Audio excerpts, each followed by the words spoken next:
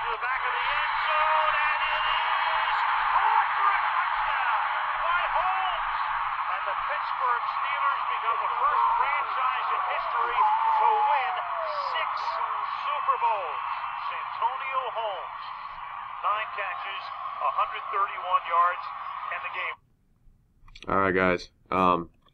So, yes, I'm a bit of a Steelers fan, as you guys well know, and I had to show a video just because today we're going to be talking about something called conditional statements, which are if-then statements. So I kind of want to lead off with, if Ben Roethlisberger has the ball, then you know you're going to win the game because, you know, he's the man. But anyway, any Steelers fans out there, you appreciate what I'm saying there. But, all right. Conditional statements, 1.2. A conditional statement has 2 parts, a hypothesis and a conclusion. Okay? When the statement is written in if-then form, the if part contains the hypothesis and the then part contains the conclusion. So here's your example to kind of go off that video.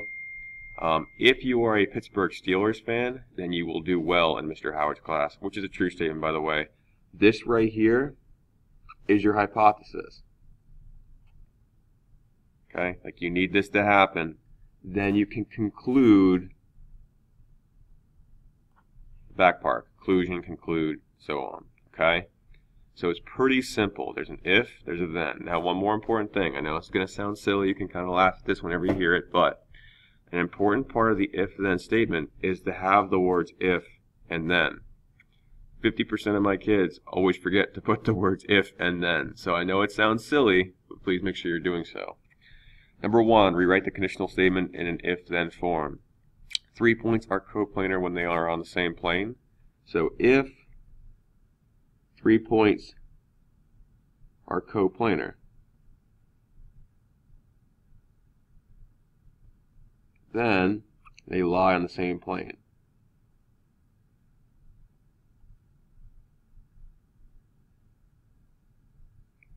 Okay, I've got my if, my hypothesis, if 3 points are coplanar, and my then, they lie on the same plane. Okay, and notice that all I did was just basically add in there. I could change it up a little bit. Notice I dropped the word when. Make it sound appropriate. Make it sound right. Okay, that's all we're saying there. Okay, now this conditional statement, your if-then form, all right, that's like your baseline. That's your beginning point. We have a few other things that go along with it. Okay. Mainly the converse, the inverse, and the contrapositive. So let's take a moment and talk about them. I'm going to read some key vocab to you. I'm going to show you an example down here, and it'll make a lot of sense. The converse of a conditional statement is formed by switching the hypothesis and conclusion. All we're doing for the converse is you're flipping it around. So as we go through this, let's take a look at this example to kind of help us out. Conditional. If you see lightning, then you hear thunder. The converse, you just flip it around. If you hear thunder, then you see lightning. That's all we're doing is just going a little flip-flop. Okay? I will say out of all the ones we're ever going to learn, the converse is probably the most significant. It's the one that we use a lot in class. We talk about it when we go through our theorems. So just be aware of that. Now, negation of a statement is formed by writing the negative of the statement. Okay? We're going to use for the inverse and the contrapositive. So if I said it is sunny outside, the negation of that is it is not sunny outside. Okay, that's all negation means, nothing more complicated. So let's take a look at inverse. The inverse is the statement formed when you negate the hypothesis and conclusion of a conditional statement. Down here, here's my conditional. If you see lightning, then you hear thunder. The inverse. If you don't see lightning, then you don't hear thunder. I'm just negating this. Okay? Very good.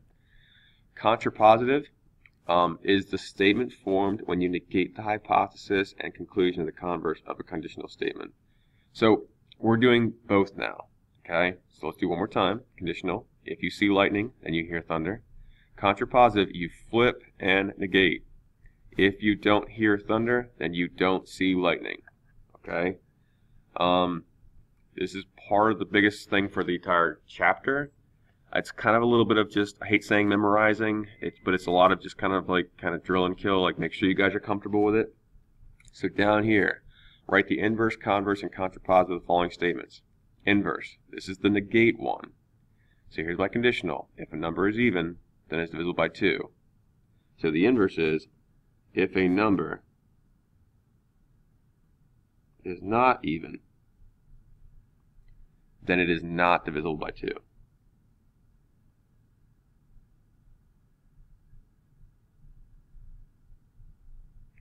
Okay? Good. Converse is when we flip. So look at your original. We're flipping it around.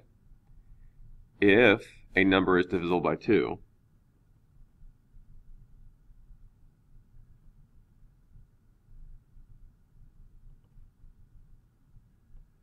then it is even.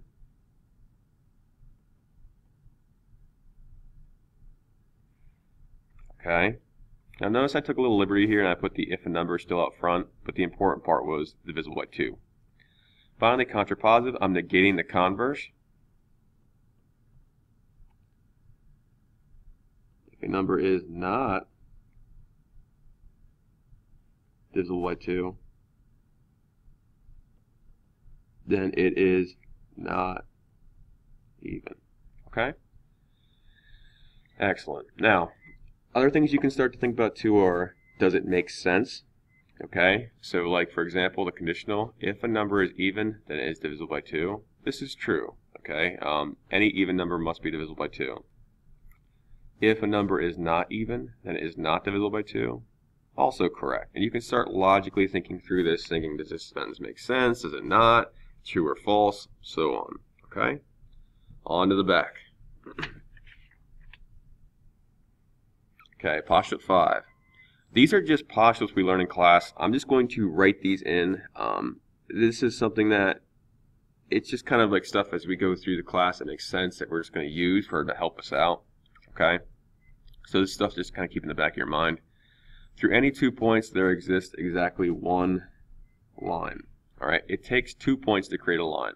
That's all. Very important to kind of point out.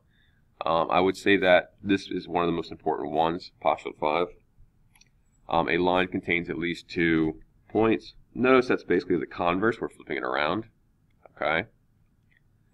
If 2 lines intersect, then their intersection is exactly 1 point. I like to show, like if you look at my pen right here, okay, let's say that's a line. Here's another line. Where they meet is right here in the middle, and this is the point that is formed. Okay. So this is another one that, it's kind of common sense. If you ever have to, take your fingers to go like this and go, oh, look, they meet at a point. Okay, I know it's kind of hard to see, but that's all that's going on there. Through any 3 blank points, there exists exactly 1 plane. Through any 3 non-collinear, meaning 3 points that are not in the same line, there exists exactly 1 plane. Okay? And then the reverse of that, postulate 9, a plane contains at least 3 non-collinear points. If any 2 points lie in a plane, then the line containing them also lies in the plane. I'm Mr. Popular this morning, my phone's blowing up. Okay, then number postulate 11. If 2 planes intersect, then their intersection is a line. Okay. Just to show you this picture real quick, see how good my art is. Okay.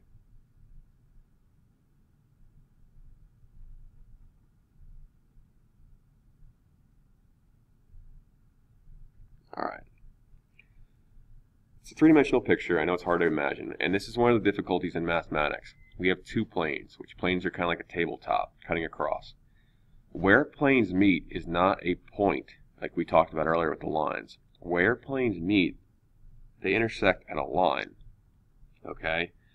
If this does not make sense to you, in class, give Mrs. Long or me a shout out, and I'm going to have a little paper cut out that I'll show you that'll make a lot more sense. Okay, so if you're more of a visual person and this thing on the paper right here is not doing it for you, just let us know in class and we'll help you out. Okay? Cool. Number 3, decide whether the statement is true or false. If it is false, give a counterexample. A point can lie on more than 2 lines. All right. This is actually going to be true. Here's a point. I'm going to call it point A. So I'm going to draw a line through it, a line through it, a line through it, a line through it. You can draw an infinite amount of lines going through the exact same point, okay? So this statement is true. If it would have said a point can only lie on 2 lines, you would say false and you would just draw that picture, okay? 4 non-collinear points are always coplanar. This one's going to be false. If we looked it up top, our postulate stated that we only need 3, okay? So 4, what happens is this. You can have a plane. So we'll call X, Y, Z. But if I have a 4th point, it could be chilling up here.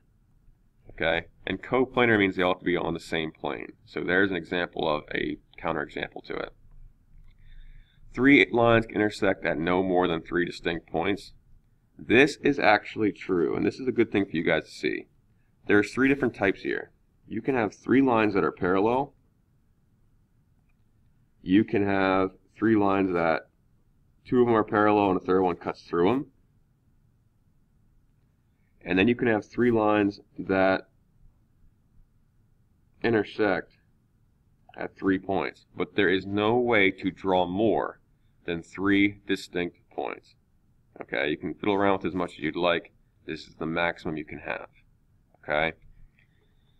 Lastly, for part D, if 2 lines are coplanar, then they intersect. Now, coplanar again means they're on the same plane. But can you think of any time when 2 lines never intersect? What's that called? It starts with a P. Parallel. Okay. So you can actually have parallel lines inside of a plane. Okay, so this is going to be a false. Alright. So hopefully so far this section's not too bad. It is a little bit of work with the conditional, the converse, the inverse, the contrapositive. Take a little practice with that. The homework will really help you out. Besides that, just try to think. Okay, and as we always encourage you guys in class, when you get to a problem, show your work, do the best you can. Okay, and keep trying. Because if you keep trying, you're going to get better and better. Alrighty. So, thank you very much. Hope this is helping, and as always, good luck. We are all counting on you.